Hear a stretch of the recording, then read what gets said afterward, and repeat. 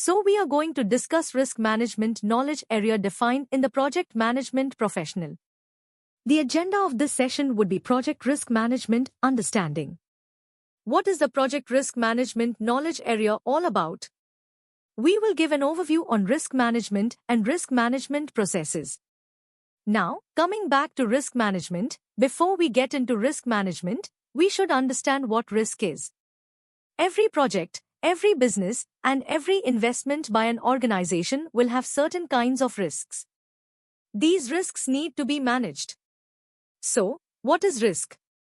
Risk refers to an uncertainty, which may be positive or negative, and resides in the future. If that risk occurs, it becomes an issue to resolve. The moment it occurs, there will be some impacts. If it is a negative impact, we call it a threat. If it is positive, we call it an opportunity. Negative risks, which have a negative impact, need to have the impact reduced or eliminated, or the probability of that occurrence reduced by taking necessary actions or becoming ready. Yes, there is a risk, but if I cannot do anything to reduce the impact of that risk, I will become ready to act when it occurs. If it is a positive risk, I will take advantage of it and exploit the risk. This is the kind of response you will get in project risk management. Judgment focuses on risks associated with the project that is undertaken. Project risk management, as defined in PMP, includes the processes of conducting risk management planning, identification, analysis, response planning, response implementation, and monitoring the risk of a project. So, identifying risks, analyzing the risks, managing the risks, and responding to specific kinds of risks is not a one-time job. This needs to happen throughout the project life cycle when we assist to take up a project. We identify risks when we initiate a project and when we start the project. We identify risks as part of the project life cycle, and new risks are identified. Identified risks are kept analyzed at various different parts of the project life cycle because the impact and probability of the risk, if not the probability, at least the impact of the risk, would vary as the project progresses based on the part of the project life cycle we are assessing. At any given point in time, there will be variation in the risk. For example, when I begin a project, a risk like deliverable uncertainty is high when I start the project. But as I progress towards the same risk, the impact will be less because the deliverables have happened in various different phases, and those are already checked and tested. There is no associated risk with them in terms of validation or accomplishing that result perspective because the majority of the deliverables are already completed. Only a few deliverables will be pending as you progress towards the end of the project.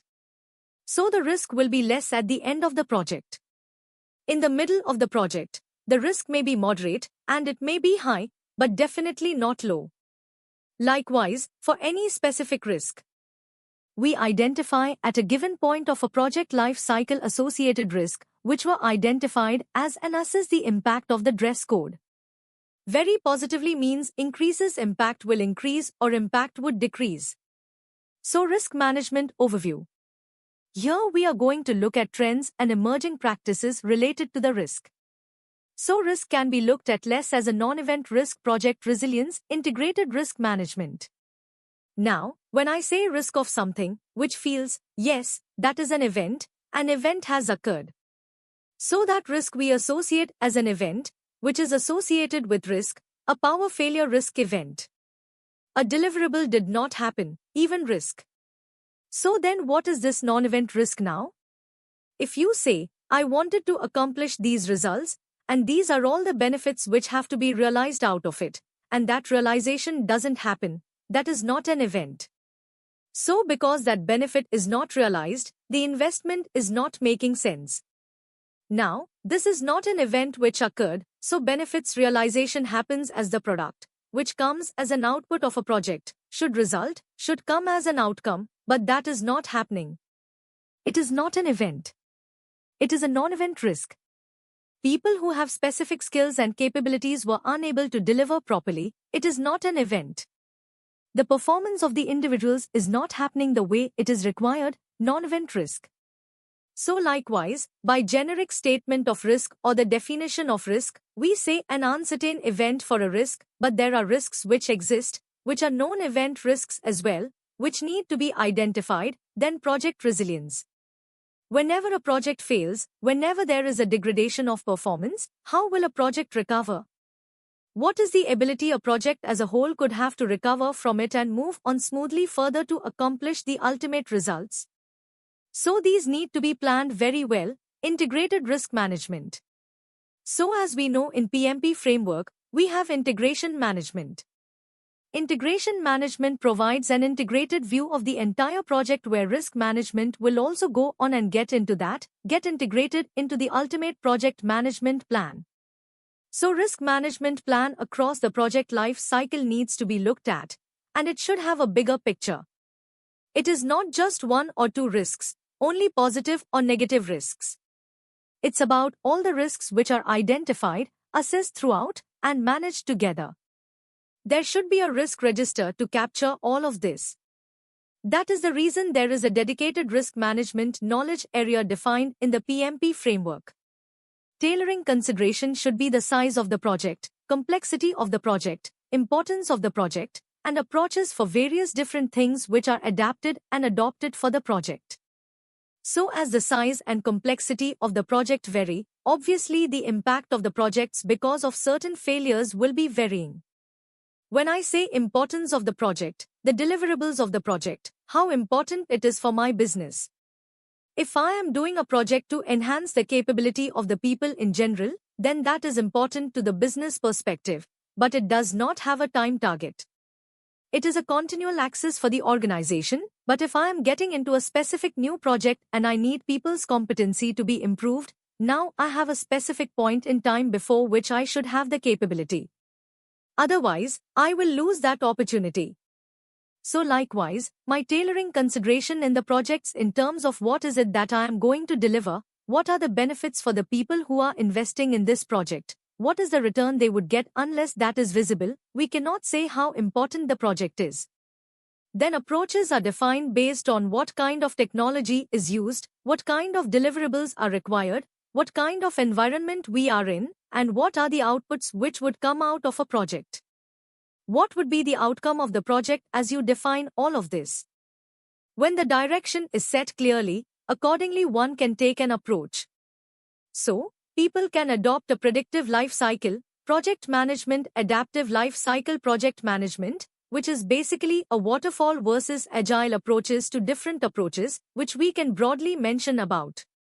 So risk management processes include land risk management, identifying risks or form qualitative risk analysis, performing quantitative risk analysis, and planning risk responses. So all the processes 1 to 5 are part of the planning process group. Implementing risk responses will be part of the executing process group, and monitoring risk will be part of the monitoring and control process group. So plan risk management, which is the first process in this knowledge area, focuses on defining how to conduct risk management activities for a project. This process helps in ensuring that the degree, type, and visibility of risk management are proportionate both to the risk and the importance of the project to the organization and other stakeholders. So it is performed once or at the predefined points in the project life cycle. However, even though it is defined in the planning process group here in the framework, planning for the risks should be integrated, which should be applicable to any given scenario of the project. But however, if there is any modification for this as we progress in the project, that can be done. Inputs to the plan risk management process should be project charter, project management plan, project documents, enterprise environmental factors, and organizational process assets. Tools would be expert judgment, data gathering meetings. Whereas the output should be the risk management plan. So identify risk. Identify a risk is a process that identifies the individual project risk as well as the sources of overall project risks. So, when I say sources, we are speaking about the causes of that risk and documenting those risks and all the associated details describing. Why should I consider this as a risk? Why am I saying it is a risk that needs to be described? So this process helps in documenting an existing individual project risk and the sources of overall project risk. It all brings together the information using with the project team to respond appropriately to identified risks. This process is performed throughout the project. So, one has to keep identifying the risk throughout the project life cycle. So input of the identify risk process should be project management plan, project documents, agreements, procurement documentation, EF, and OPA. Whereas tools used as part of the identify risk process would be expert judgment, data gathering, NG data analysis, interpersonal team skills, promptless, and meetings. The outputs of the identify risk process would be risk register, risk report, and project document updates. The next process for us is performing qualitative risk analysis. Qualitative risk analysis is the process of assessing and analyzing the identified risks qualitatively. So this helps in prioritizing the project's risk for further analysis or action based on their probability of occurrence and impact, as well as other characteristics. So this process reads the individual project's risk and also looks at major benefits of this process, which is to focus efforts on pre-ordered risks. This process is performed regularly throughout the project life cycle. Inputs to this process include project management plan, project documents, PDFs, and OPA. The tools used are expert judgment, interpersonal team skills, data gathering, data analysis, risk categorization, data representation, and meetings. So the output of this particular process, perform qualitative risk analysis, would be project document updates. Perform quantitative risk analysis. After doing qualitative risk analysis, if risks also need to be analyzed quantitatively, one can conduct quantitative risk analysis. So this process numerically analyzes the combined effect of identified individual project risks and other sources of uncertainty on overall project objectives. The main benefit of this process is that it quantifies overall project risk exposure. And it can also provide additional quantitative risk information to support risk response planning. This process is not required for every project, but where it is used, it is performed throughout the project. So, where should we use this quantitative risk analysis? Wherever the project size is big and where the project is complex. Inputs to this particular process would be the project management plan, project documents such as assumptions log, basis of estimates, cost forecast, duration estimates, milestone lists, resource requirements, risk registers, and schedule-focused data. Enterprise environmental factors and OPA are also used. The tools used as part of this particular process would be expert judgment, data gathering, interpersonal team skills, representation of uncertainty, and data analysis. The outputs are project document updates, supply, and risk responses. As we identify the risks and then analyze them qualitatively and quantitatively, we will know whether it's a positive or negative risk and what kind of impact each of those risks could have. So, how are we going to benefit from positive risk? How are we going to reduce the impact of negative risk? This requires planning risk responses. This process helps in developing options, selecting strategies, and agreeing on actions to address overall project risk exposure, as well as treating individual project risks. It also identifies appropriate ways to address overall project risk and individual project risk. This process allocates resources and inserts activities into project documents and the project management plans as needed. It is performed throughout the project life cycle. Inputs to the plan risk responses should be the project management plan, which involves the resource management plan, risk management plan, and cost baseline. Documents include the lessons learned register, project schedule, project team assignments, resource calendars, risk register, risk report, and stakeholders. Also, EF and OPA tools, expert judgment, data gathering, interpersonal and team skills, strategies for threats, strategies for opportunities, contingency response strategies, strategies for overall project risk, data analysis, and decision-making. The outputs of this process would be change requests, PMB updates, project management plan updates, and project document updates. Now, let's discuss implementing risk responses. It is essential to look at the implementation of the response plans. This process considers all the risk response plans already defined and will implement them accordingly. The key benefit of this process is to ensure that the agreed-upon responses are executed as planned to address overall project risk exposure, minimize individual project threats, and maximize overall project opportunities. This process helps in implementing agreed-upon risk responses. As mentioned earlier, once we are ready, we are making ourselves ready to respond to the risk scenarios. Some risks you cannot reduce even by implementing the response plan. For instance, if the power goes off during a presentation or training, it will impact the training.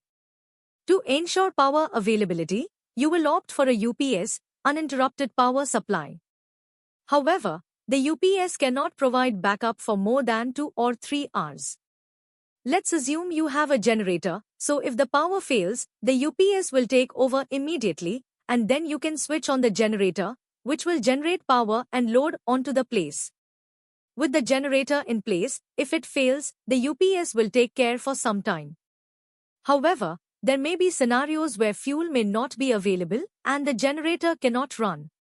These are residual risks, which we will accept because we have implemented the UPS and the generator. These two introduce additional risks, risks associated with the UPS itself and risks associated with the generator. We consider this a second risk. Of the risk, we implemented the risk responses, but there will be some scenario where you cannot implement the responses. You should make yourself ready to handle those scenarios. What if the building collapses?